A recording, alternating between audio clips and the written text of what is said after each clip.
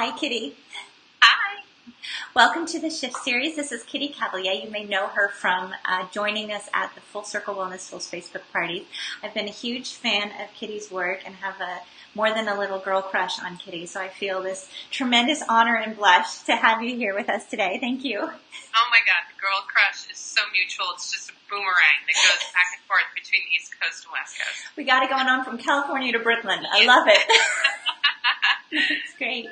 Well, thank you for joining us. I would love to just dive right in and have you share a little bit of your story. We know that seduction is your world. Seduction is what you radiate out into the world and the work that you're doing also. Tell us how you got on this journey and where you are now.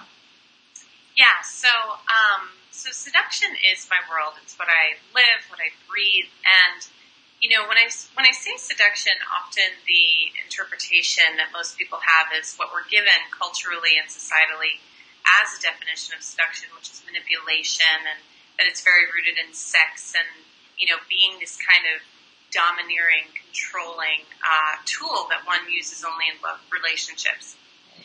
And seduction, as I define it, is basically living in a way that is tapped into the senses and what feels good and living according to what seduces you from one moment to the next. And I can tell that makes you feel all fuzzy inside, and that's one of the reasons I love you. And so seduction to me is very much a spiritual practice, because when I'm living according to what really feels good, not so much from a place of impulse, but from a place of deep instinct, that is when I feel most that I'm living my divinity, living my divine spark. Yeah. So that's, you know, my definition of seduction. And, you know, my story of how I got here is, does that first of all answer your question? Definitely. Okay. And how I got here is, you know, I was just reflecting this morning how, well, you know, they say when you're a little kid, the games you play are very foretelling to your future. And, you know, when you're, like, if you want to become a nurse, you play doctor, and if you want to be a school teacher, you know, you play school. And when I was a kid, I used to roll around in bed naked with this adult-sized doll that I had. And, like, for so long I was so embarrassed about that. I love it. Now I realize that it was really just a foretelling of my future, because I love romance. I love seduction. I love the sensual. And, you know, when I was a kid, I always used to feel a lot of shame about that, feeling like I was sexually perverted in some way. And because, you know, the world that we live in doesn't necessarily approve of a woman feeling and thriving sensually, especially as a young girl, I became very ashamed about that, and I really locked it away inside of myself. Yeah. And that translated into, you know, having a lot of abusive behaviors towards my body, towards my health, having an eating disorder, feeling really a lot of shame about my body. And it was when I came to the practice of the sensual being spiritual, that everything began to shift in relationship to my body, myself, my health, my sense of wellness, my ability to take care of myself, and really, you know, me adopting this as a profession is professional seductress. I love it. I love it. So tell us a little bit about what that journey looks like as we begin to embrace a more full definition of seduction. We begin to shed anything we may have picked up along our journeys that it's shameful or whatever it is we may be carrying. And we open up to seduction. What does that look like, and how can we weave that into our daily life? Mm-hmm. Well, I wonder if you would do a little exercise with me to demonstrate. Oh, yes, please. Okay, so really simple way that you can begin to feel seduction as a spiritual practice in your body is we're going to do a little exercise called either or. Okay. And so I'm going to ask you just like a series of like 10 questions, and you tell me what in this moment your body says yes to. And so it might be something like diamonds or rubies, and you might think like, neither. Gemstones are harvested so socially irresponsibly, and like, you know, there's all this kind of mental stuff. And so like just for the next 30 seconds, we're going to suspend that. Okay. And you just give me the first answer to come to your mind. Okay. Ready? Deal. Swim in the ocean, swim in a pool. Ocean. Smell of roses, smell of lilacs. Smell of lilacs. Triscuit or rice cracker. Triscuit. Munster cheese or Gruyere. Gruyere. Gnocchi pasta or penne pasta. Gnocchi. Ride a roller coaster, mow the lawn. Ride a roller coaster. Emerald earrings or garnet earrings. Garnet earrings. New garnet earrings or vintage garnet earrings. Vintage garnet earrings. Feet in the grass or feet in the sand. Ooh, that's a tough one. Feet in the sand. Awesome. Okay, so the question now to you is, like when you made those choices, what is it that drew you? Like, what is it that led you to speak those choices in the moment? That was so funny, and part of why I laughed on a couple of them, because sometimes what came out of my mouth wasn't what my logical brain would have thought was the right thing to say. For example, I haven't eaten wheat. I've eaten it, but I've been mostly off wheat for 13 years. And I said Triscuit, which was hilarious to me. And then also that there was a multi-sensory process that went on with it. Sometimes it was the word itself. I love words.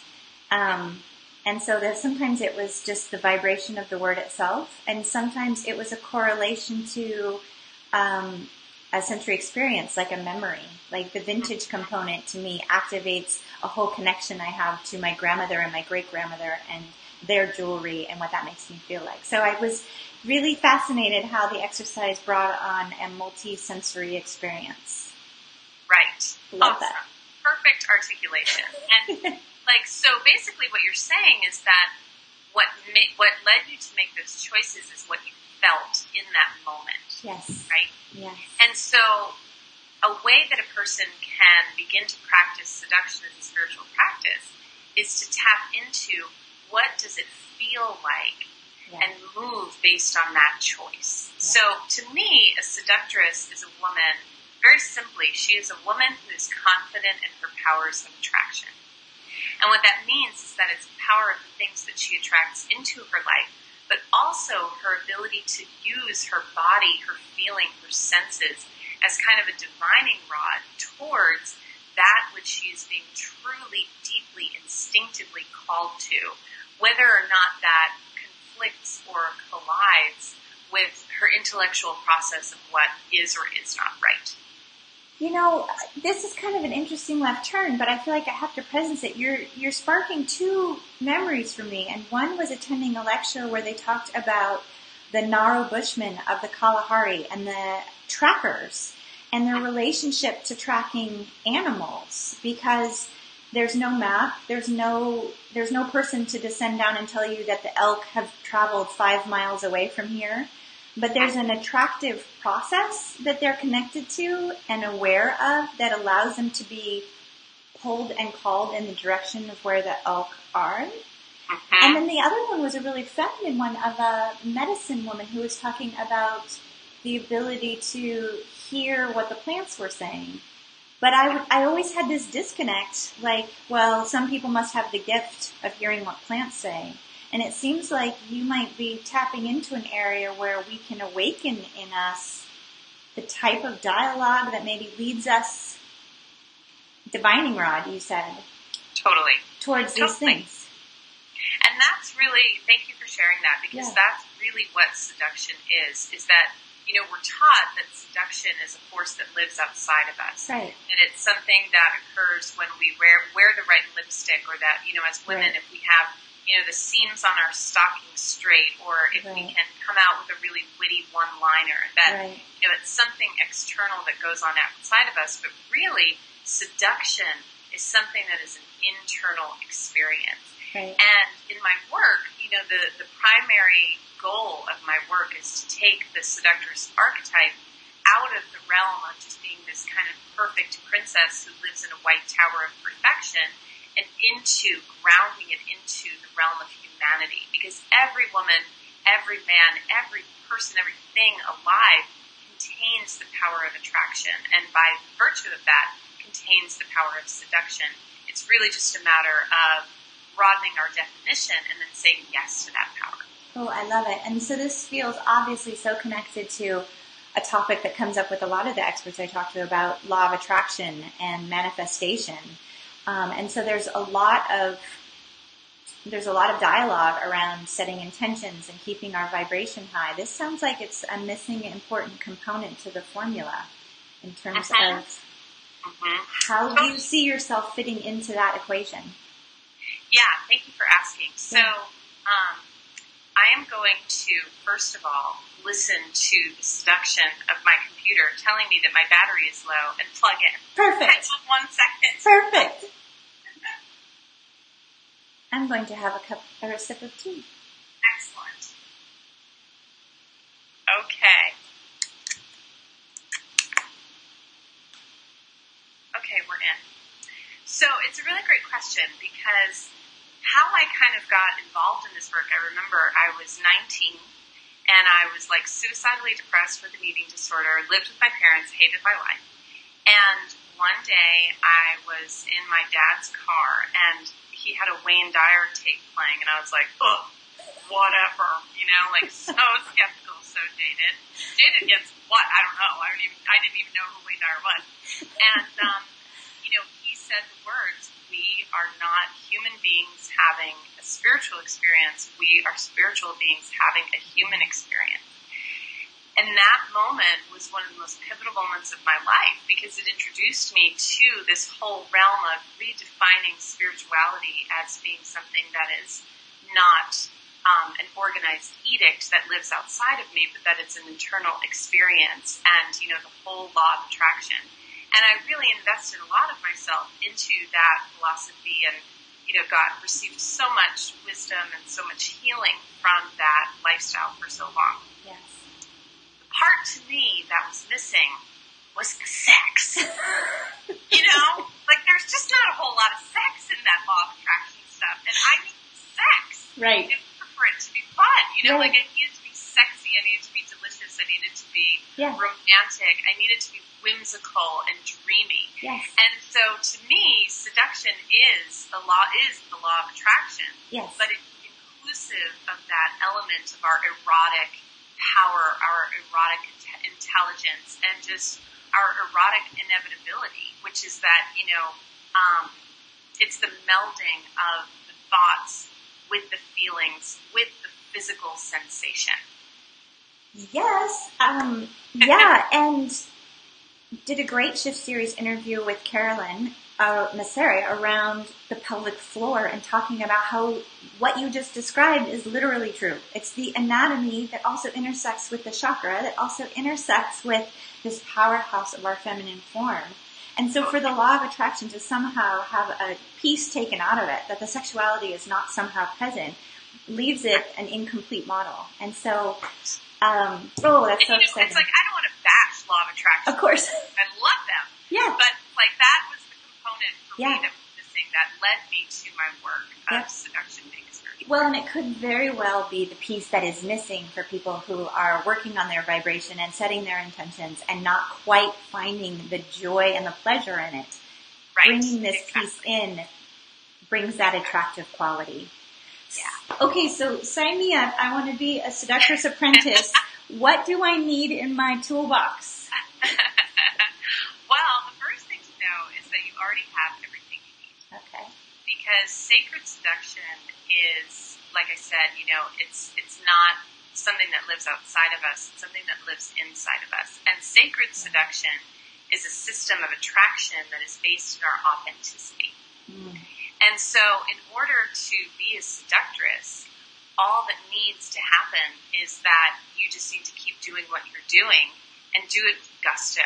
Mm. And, one of the things that is a real common misconception about the seductress archetype is that, she's this, impossibly beautiful, svelte figure who is really the picture of male desire. Right.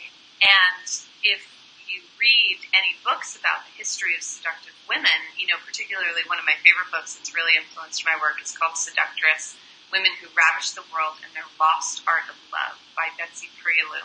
Ooh. And, she talks about how, seductresses, they were the first feminists because they were the change makers. They were the way showers. They were the ones who, in a culture that disowned a woman who refused to be married, they kept scores of lovers. They chose to be non-monogamous. They held provocative art salons in their apartments where they owned and managed their own estate and their own money. Right. A seductress is really just a woman who is courageous enough to be exactly who she is and to be that with total pride. And so you're doing a pretty good job there so far. All right, I got that one in my toolbox. And to bring that out, one thing, if to just kind of answer the question a little more deeply, to bring that out, I'm going to give you one tip, give our viewers one tip. Great. As to how they can enhance their seductive power. So is this our one thing? This is one tip. Awesome. Great. Actually, I'm going to give you two tips. Okay. So the first tip is seductive speech, right? So in our world, we live in a very fast-paced, very achievement-based culture. And one thing that is very rare is a person who takes their time. Wow.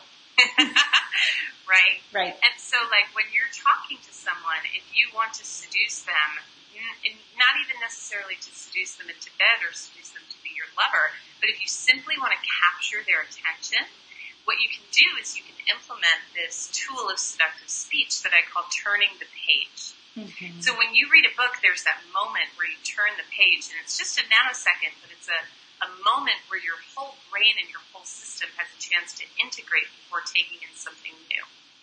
And so, for example, what did you have for breakfast this morning? I had one of our eggs on toast. Excellent. Okay, that was very seductive.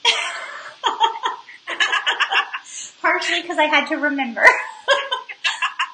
So, if you knew off the top of your head, if you were having a normal conversation, let's say I was doing a health evaluation of you. Yeah. Lindsay, what'd you have for breakfast this morning? Tea and toast.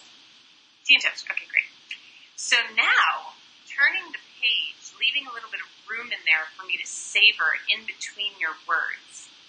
Lindsay, tell me what you had for breakfast this morning. I had tea and toast. My ears are in heaven.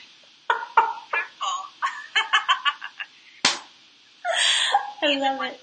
Further, turning the page is one technique, but to really even deepen that a step further, I want you to answer the question one more time. And this time, I want you to really savor the sound of your own voice as you say it. So I'll share with you what I had for breakfast. I had an egg sandwich, and then, turning the page would be I had an egg sandwich. But when I really savor the sound of my own voice, and this is really kind of pouring the sex into it, but this is just for practice, it would be I had an egg sandwich. Right? So, no pressure. And you don't have to turn it on like that. But just follow the master there. What did you have for breakfast? I had tea and toast. Beautiful. Gorgeous. Love it. Perfection. And that really is what it is.